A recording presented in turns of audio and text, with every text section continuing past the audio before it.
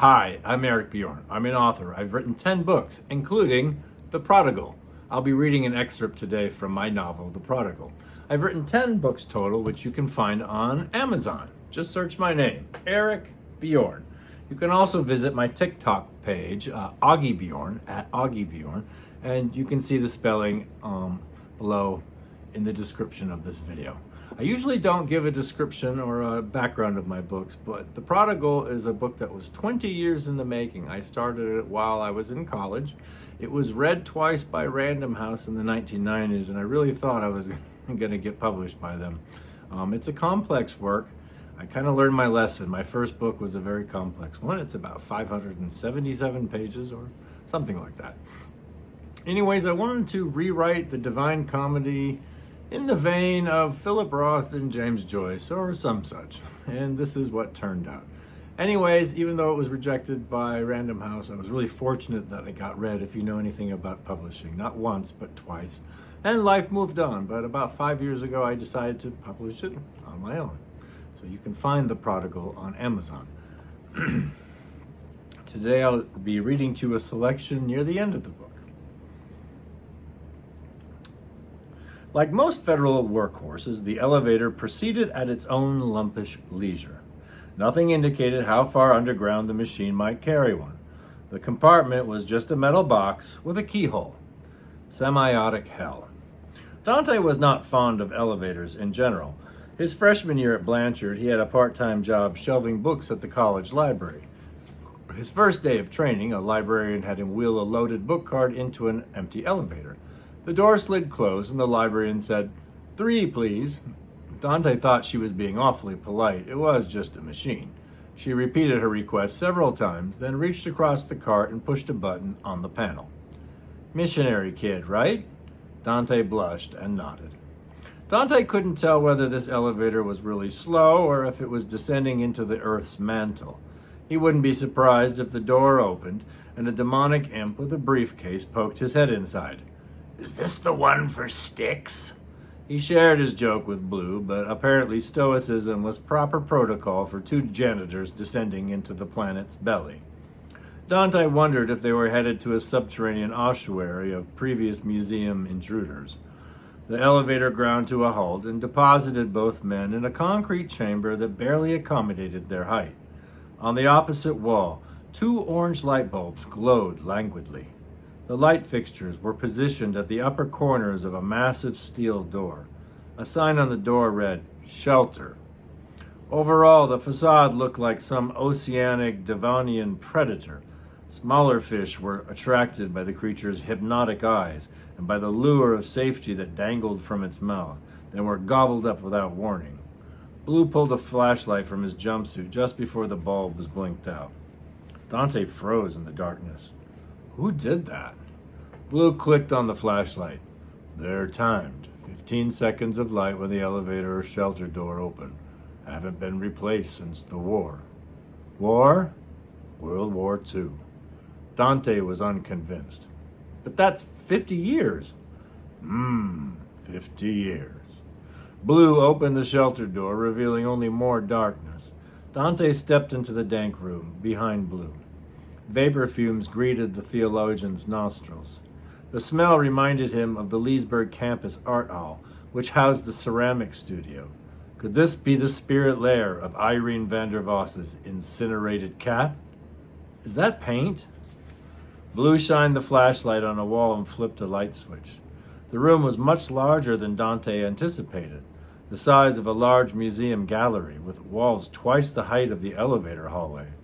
He had never been in a bomb shelter, and the last thing he expected was such a sanctuary to be decorated with a full-length wall mural of a mushroom cloud.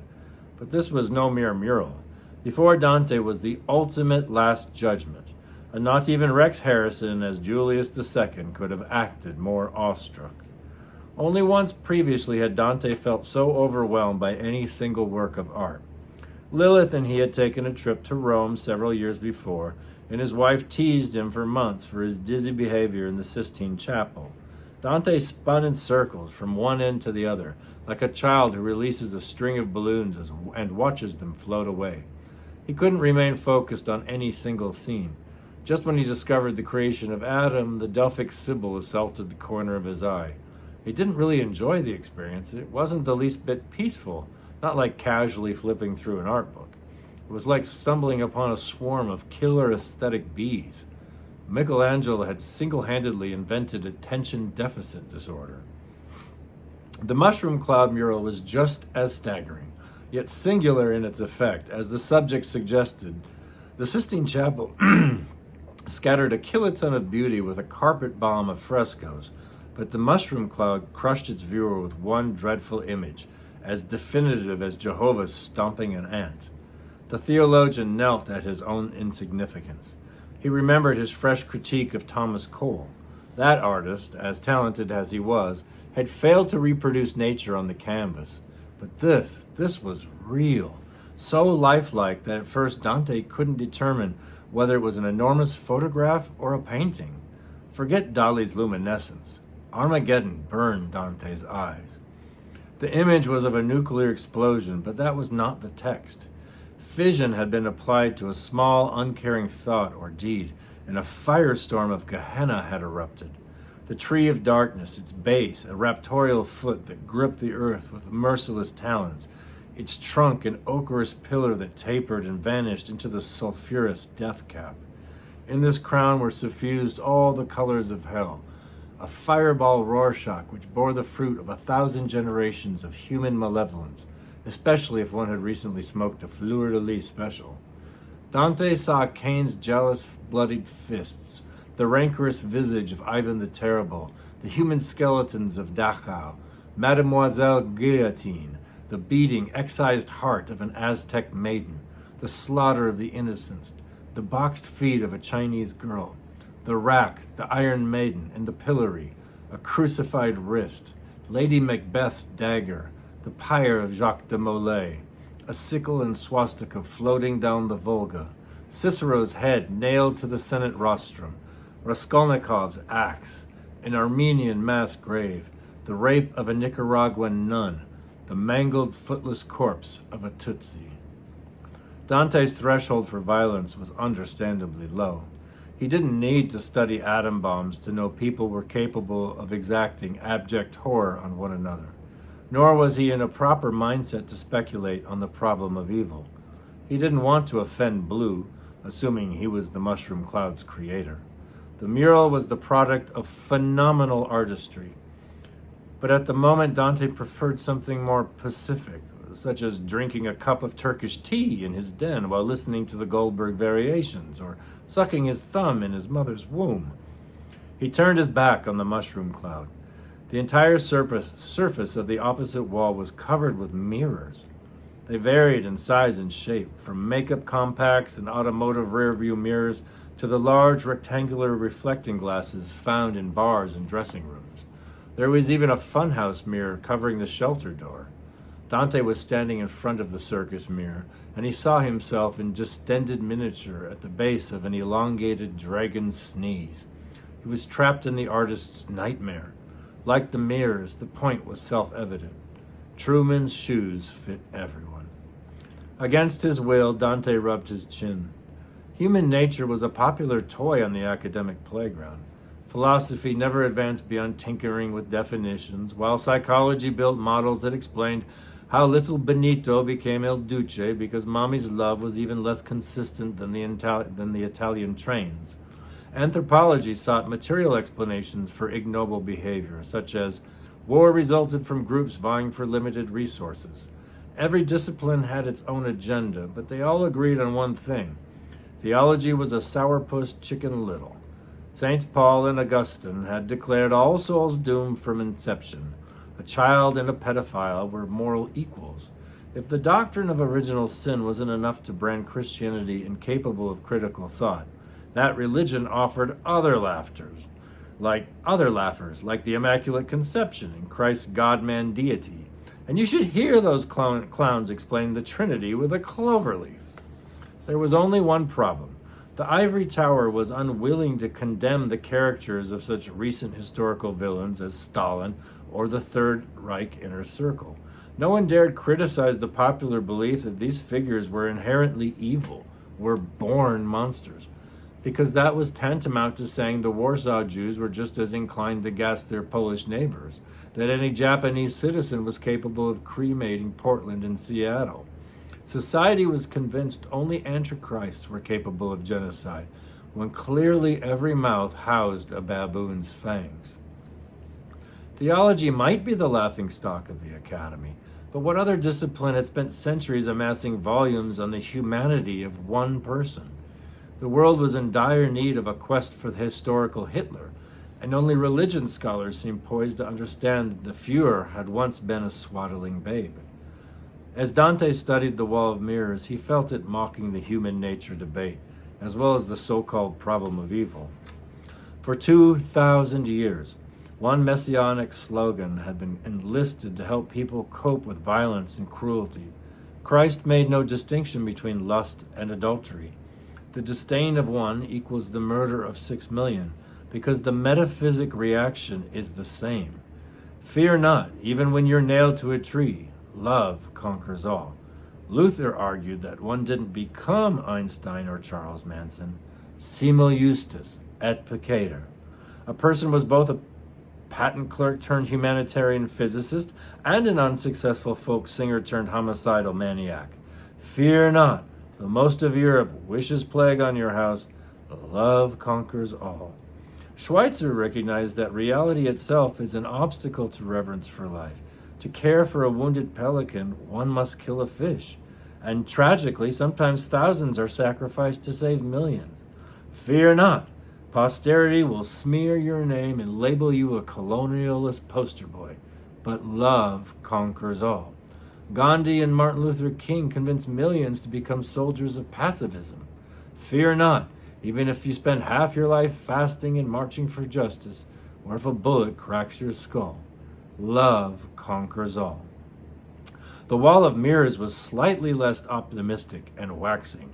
Stop acting so cute. You can't solve evil. People just aren't nice to each other, and that's never going to change.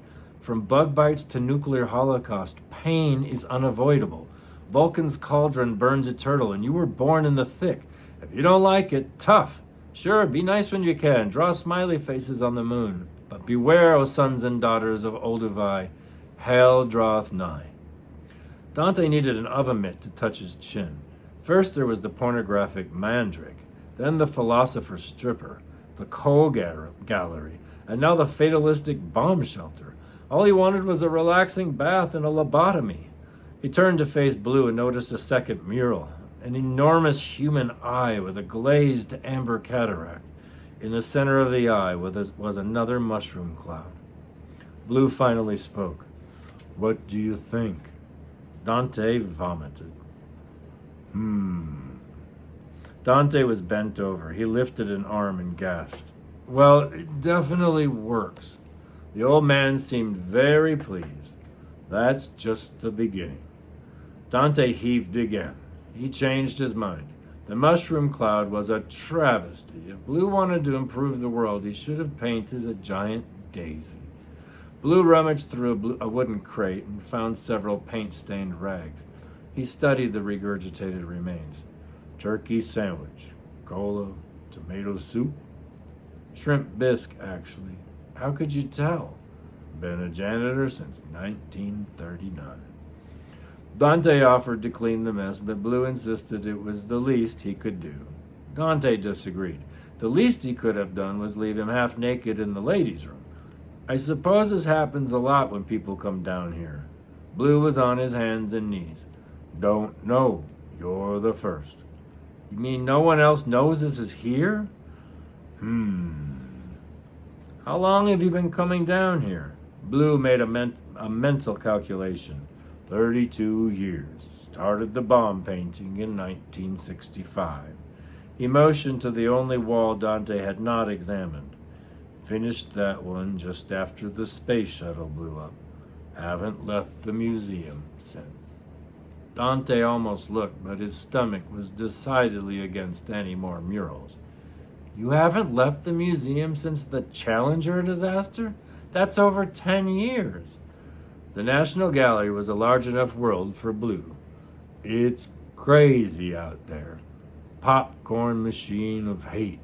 Safe as hell in a museum, especially down here. Dante jumped on the unintended pun, but it is hell down here. Hand me another rag. Dante went over to the wooden crate. How could anyone live in a fin de monde bomb shelter? But someone obviously was. The corner of the room contained a cot, a bookshelf filled with art books, a dresser drawer, a hot plate and coffee pot, various painting materials, a half-dozen covered easels, even a bedpan. Dante realized he might himself be in the squatting market before long. He needed more information. What do you eat? Blue pointed to a cardboard box. Pizza, mostly. Want a slice? I take that back. They deliver down here? Blue paused from wiping. Maybe bringing the intruder down wasn't such a good idea. Order upstairs. Sometimes I help myself in the restaurant kitchen. What about water? Upstairs. Dante thought he had him. Your paycheck? Mailed to the bank. Everything I need's here. Paint, brushes, canvas, soda machine. Blue took the sopping rags and dropped them in a garbage bag, then sat on the cot. They built this room for emergency storage, but they never used it. Sent the paintings to some mansion during the war. Hardly anyone knows the elevator still works. Anyway, I'm the only one that's got a key. Dante had noticed a door next to the elevator. No stairwell? Blue shook his head. Walled it off years ago. No one noticed? Did it at night. Big place like this, nobody thinks twice about a black man nailing sheetrock in a storage room. What if the elevator malfunctions? You'll be stuck down here. Blue was tiring of Dante's interrogation. He hadn't spoken so much in years. He pointed to the fourth wall again. There's another way. Dante was still not ready to look at the final wall. He had so many questions. What was a master artist doing cleaning urinals? Did Blue have any relatives living under the Library of Congress? Was the mushroom cloud a gouache? He settled on one. Why me? Blue stared blankly at the mushroom cloud. Don't know. Just seemed right. Your name and all. The two janitors sat in silence. Dante rifled through his suit coat. He withdrew a fountain pen, the U2 CD, $40 in cash, his sunglasses, the napkin with Camille's notes, the pack of fleur-de-lis joints, and the matchbox. Something was missing. You really a religion professor? Blue asked. I was this morning. Dante realized what was gone. My wallet! It must be in my pants. Oh, God! He buried his head in his lap. Not even Carmen could save him now. He saw himself trading Greek lessons for clove cigarettes in San Quentin. I don't suppose you're looking for a shelter, mate. 5 words have been bottled inside Blue for decades. They came out forcibly, like an accusation. Why are people so mean? Dante should have anticipated such a question. When a car broke down, you towed it to a mechanic. When a sink backed up, you called a plumber. When there was a problem with the human condition, you consulted a theologian. Whenever Dante taught perspectives in Christian eternity, he felt like Saint Sebastian behind a lectern. His students stretched their bows and shot fiery question marks about predestination, purgatory, eternal damnation versus annihilation, but especially evil. He imparted the various ideas of history, but this was never enough. Like Frankenstein's creature, people demanded to know why they were monsters. Harassing a religion professor was as close as they could come to strangling the maker. Dante never faulted anyone for assuming that a master of divinity could unlock the vault to life's unanswerable questions. Why else would someone bother learning Aramaic? But the truth was, only charlatans sold tonic for theodicy. He knew his answer would disappoint Blue. I don't know why, and no one else does either. Blue gripped Dante. Well, if people are made in God's image, is God mean? Dante thought about it. If the police had his wallet, soon he would have oodles of time to think. He wondered if there were chain gang think tanks. Many cultures believe in multiple deities, and some of the gods definitely have mean streaks. Others are kind, like Prometheus, who gave people fire against Zeus's strict orders. Monotheistic religions have mostly decided God is a good father, because who wants to think their dad is evil? I'm not sure it really matters, though. Either way, he's still God. Blue might not know what equivocate meant, but he knew what it was. But what do you think? You're up shit creek. Think he loves you? God? Yep. I'm not sure people are capable of understanding the love of God or his anger. Maybe I'm naive, but deep down I really believe the Creator cares for his creation. Even starving orphans? Yes, even starving orphans. Swine! Dante couldn't tell if Blue's remarks were directed toward him or the deity. The old man was adamant. What the hell's he doing up there? Most people see an animal on the road, they don't drive over it. They slow down, let it get out of the way. But not him. Nope. He sees some dumb animal and speeds up. That's what we are. Bunch of dumb apes on the highway. And he don't slow down one bit. Blue clapped his hands. Bam! And he don't ever stop the bad apes from killing the good ones. Now you gonna tell me that's love? The way I see it, either there ain't no God or he's a bastard. Dante guessed even the maker of the universe would have difficulty striking lightning on a bomb shelter. He also knew Blue's position was not so simple. Maybe, but can you imagine a world without pain and suffering? Don't you think a life without struggle would be, boring? Struggle. I'll show you struggle. Blue walked to a pair of easels and uncovered them. On one canvas, a naked, decapitated male body lay in a pool of coagulant blood. The bullet-riddled corpse was surrounded by garbage bags and loose junk, soggy diapers, scrap metal, a dilapidated toaster oven.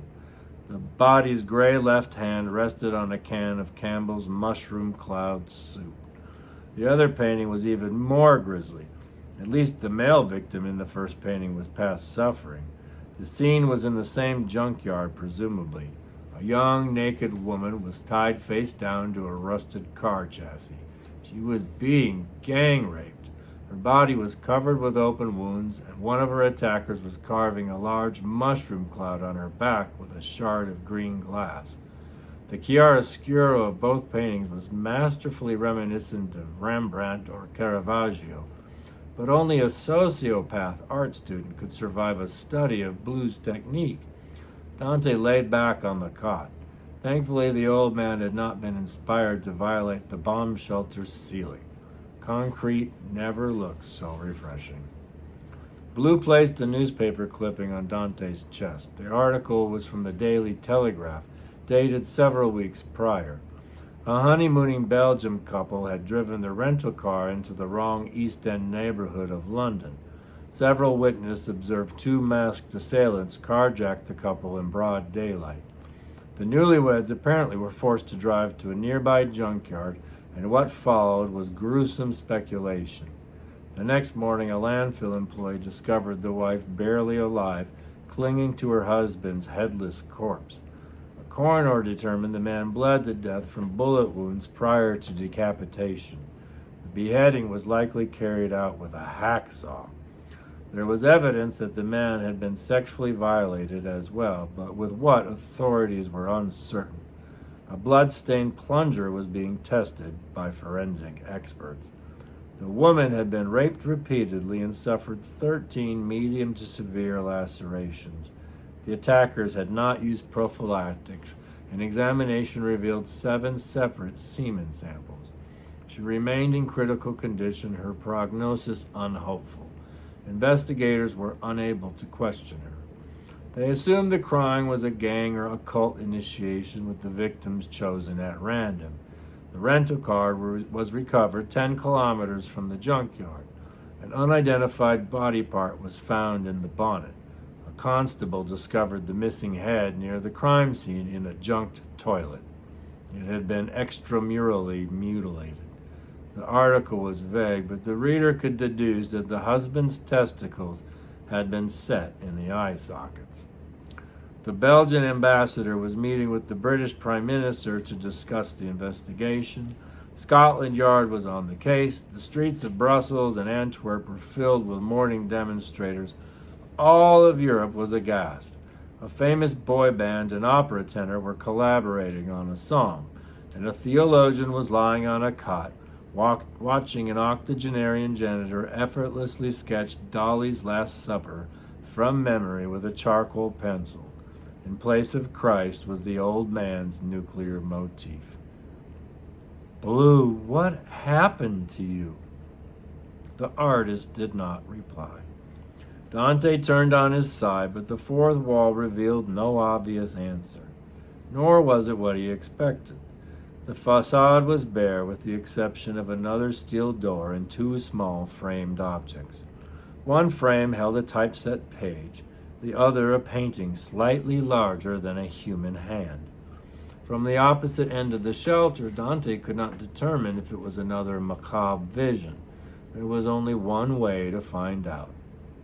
As he approached the miniature painting, a word formed on his lips. It delicately emerged like an angelfish floating to the surface of a still pond. Lovely. An African-American girl was riding on a tree swing. She was perhaps 4 or 5 years old. Her hair was in piglets, and her broad, contagious smile exposed several missing front teeth. In such limited space, Blue had created a pointillistic world with the full, crisp whoosh of autumn. The cloudless sky was robin eggshell blue. The ground was littered with bright, colorful leaves, and a figure was raking in the background. A squirrel was burying a nut. One could almost hear songbirds celebrating the beauty of Indian summer, and the sign of nuclear winter was nowhere to be seen. Such a pleasant work seemed curiously out of place in the bomb shelter. Perhaps even Blue needed a carefree touch of Surrealist on his walls. Perhaps not. Dante examined the contents of the other frame, a faded page from the Chicago Tribune. Of the two headlines, the relevant one was obvious. Missing Negro Girl Found. Dante read the first sentence and stopped. He felt sick again. The murdered girl's name was Joy Angel. The other article announced the return of the Cubs center fielder from a Pacific tour of duty. Dante noted the edition date, August 6, 1945. The artist's life work suddenly made sense. Blue startled Dante. You won't tell nobody about down here? The janitor was directly behind him. Dante felt awkward, like a trespasser. He had stepped into the core of a master artist's sorrow, a place where no soul was welcome, even if permitted entrance. He understood he was being dismissed. No, I promise. But someday you'll show people, right? Blue handed Dante his sketch of the Last Supper. It was rolled and bound with a rubber band.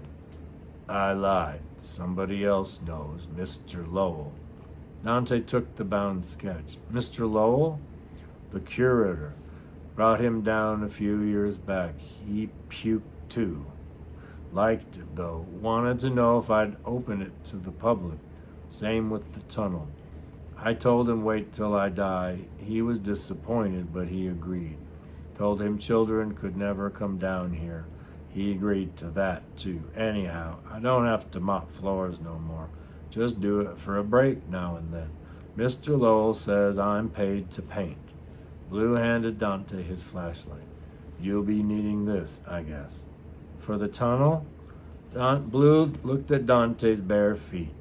The janitor walked back to the dresser and pulled out 2 socks and an old pair of wingtips. Try these on. The shoes were stiff, but they fit. Blue said, haven't worn them since probably you were a boy. Dante was ever polite. Spiffy. He pointed to the door. So I just go out? Yep. Dante retrieved his suit coat and put it on over his jumpsuit. He extended his hand to Blue. I don't know what to say. Thank you, I guess. The old janitor's grip was surprisingly firm. Dante opened the door and shined the light beyond. The flashlight revealed a concrete tunnel, with paintings on both walls as far as the eye could see.